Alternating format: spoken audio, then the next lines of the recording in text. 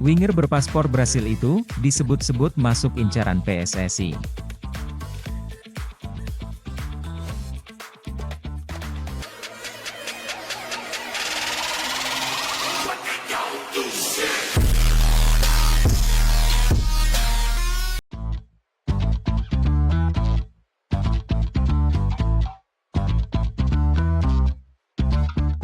Heboh, mengguncang jagat. Kabar heboh datang dari Inggris bernama Anthony Matheus dos Santos, pemain Manchester United. Winger Manchester United itu, disebut-sebut memiliki keturunan Nganjuk. Sekarang naturalisasi pemain timnas Indonesia semakin menggila, terkhusus di media sosial, terutama dari akun-akun yang tidak bertanggung jawab. Nama-nama baru pemain keturunan terus bermunculan, dan salah satu nama yang ramai diperbincangkan adalah Anthony Matheus dos Santos, dari Manchester United. Winger berpaspor Brasil itu, disebut-sebut masuk incaran PSSI. Kabar tersebut pertama kali beredar di TikTok lalu menyebar ke YouTube dan media sosial lainnya. Dijuluki El Gasing, karena gaya bermainnya, Anthony dikabarkan akan bergabung dengan Garuda.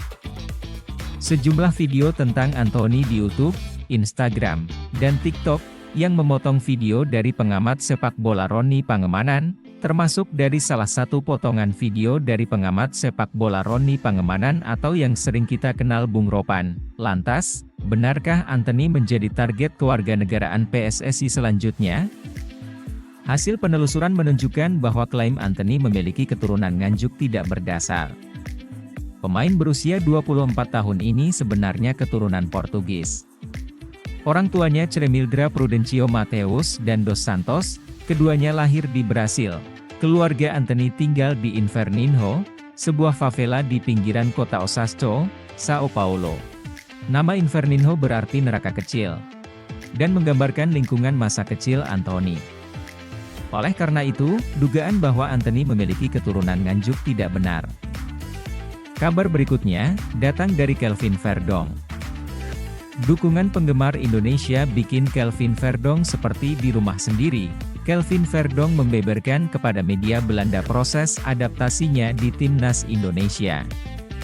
Pemain NEC Nijmegen mengaku proses adaptasinya berjalan lancar dan serasa berada di rumah sendiri sehingga meninggalkan kesan mendalam bagi mereka. Verdong resmi menjadi warga negara Indonesia, WNI, pada awal Juni 2024. Pemain berusia 27 tahun itu memulai debutnya untuk timnas Indonesia di grup F putaran kedua kualifikasi Piala Dunia 2026 zona Asia. Namun Verdong harus absen saat timnas Indonesia bertanding melawan Irak. Bek sayap NEC Nijmegen baru melakukan debutnya saat melawan Filipina dan digantikan pada menit ke-67. Verdong mengungkapkan kesan terbaiknya menjalani debut bersama timnas Indonesia kepada media Belanda. Pasalnya, ia mendapat dukungan yang luar biasa sehingga tidak terhambat masalah adaptasi. Saya menghadiri semua sesi latihan dan satu pertandingan di sana, kata Verdong, seperti dilansir Forza NEC, Selasa, 16 Juli 2024. Anda merasakan dukungannya dan mereka senang saya ada di sana. Saya pikir itu karena saya bermain bagus di NEC musim lalu, sambung dia. Verdong mengatakan komunikasi bukanlah hambatan sama sekali. Meski dihuni pemain-pemain dengan latar belakang berbeda-beda, ia mengakui para pemain skuad Garuda semuanya punya kemampuan bahasa Inggris yang baik. Anda dapat berbicara dengan semua orang dan mereka semua berbicara bahasa Inggris dengan sangat baik. Saya menghabiskan banyak waktu dengan mantan pemain NEC, Ragnar Oratmangoen, yang sudah saya kenal sejak lama. Itu membuat saya merasa seperti di rumah sendiri, jelas Verdong. Verdong saat ini sedang mempersiapkan diri bersama NEC Nijmegen untuk mengarungi musim depan di Liga Belanda. Diketahui Twente akan menjadi lawan pertama mereka pada 10 Agustus 2024. Selain itu, Verdong akan berjuang bersama timnas Indonesia di babak ketiga grup C putaran kualifikasi Piala Dunia 2026 zona Asia yang dimulai pada 5 September. Skuad Garuda ditempatkan di grup sulit bersama Jepang, Arab Saudi, Australia, Bahrain, dan Cina. Timnas Indonesia akan bertandang ke Arab Saudi di King Abdullah Sport City Stadium di Jeddah. Selanjutnya Garuda akan menghadapi Australia pada 10 September 2024 di Stadion Gelora Bung Tomo, Surabaya. Heboh ada sosok baru yang siap gantiin Martin Paes. Pelatih Timnas Indonesia Shin Tae-yong nampaknya harus melupakan sementara Martin Paes yang masih gelut dengan sidang CAS untuk menjadi kiper Timnas Indonesia. Pasalnya, kini ada opsi kiper keturunan baru, berdarah Indonesia Bali, yang bisa menjadi pilihan naturalisasi, Shin Tae-yong. Dia adalah Daniel Klein. Daniel Klein bisa menjadi pilihan untuk memperkuat skuad di putaran ketiga kualifikasi Piala Dunia 2026 Asia. Terbaru, kiper berusia 23 tahun itu, baru tampil apik dalam laga uji coba, melawan tim Augsburg Youth Afrika di Stadion Mbombela, Afrika Selatan, Sabtu, 20 Juli 2024. Klein bermain selama 45 menit di babak pertama dan sukses mencatatkan clean sheet. Augsburg pun menang dengan skor 2-1. Pemain berdarah Jerman Indonesia ini, memiliki darah keturunan Bali dari sang ibu. Musim lalu, ia dipinjamkan ke SV Sandhausen di Bundesliga 3, oleh Augsburg. Penampilan luar biasa Klein di klub menarik perhatian Shin Tae-yong, terutama, mengingat situasi Martin Paes, yang belum pasti bisa diturunkan, karena masalah administrasi. Dalam hal ini, proses naturalisasi Klein bisa jadi menjadi solusi PSSI untuk memperkuat posisi penjaga gawang Timnas Indonesia. Selain itu, Timnas Indonesia tergabung di Grup C Asia Kualifikasi Piala Dunia 2026, dan satu grup dengan Jepang, Australia, Arab Saudi, Bahrain, Cina, dan tim kuat lainnya. Kedatangan Klein diyakini akan menambah kedalaman susunan pemain Timnas Garuda, dan memperbesar peluang mereka lolos, menuju ke Piala Dunia 2026.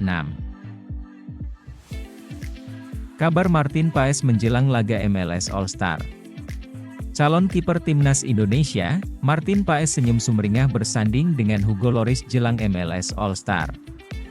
Kiper masa depan Timnas Indonesia, Martin Paes, terkesan saat ia bekerja sama dengan mantan kiper Tottenham Hotspur, Hugo Lloris, jelang MLS All-Star. Senyuman terus terlihat dari wajah kiper berusia 26 tahun itu.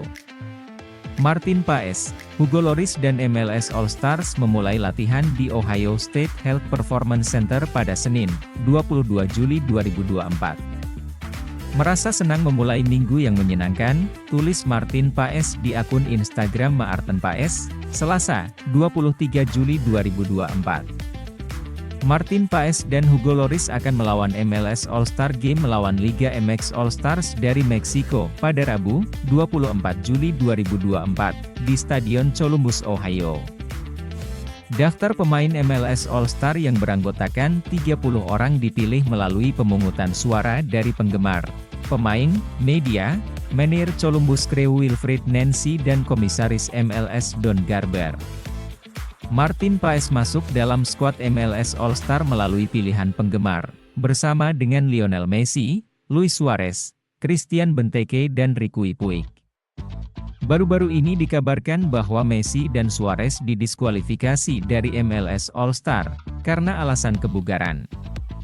Maklum, keduanya baru mulai tampil di Copa America 2024.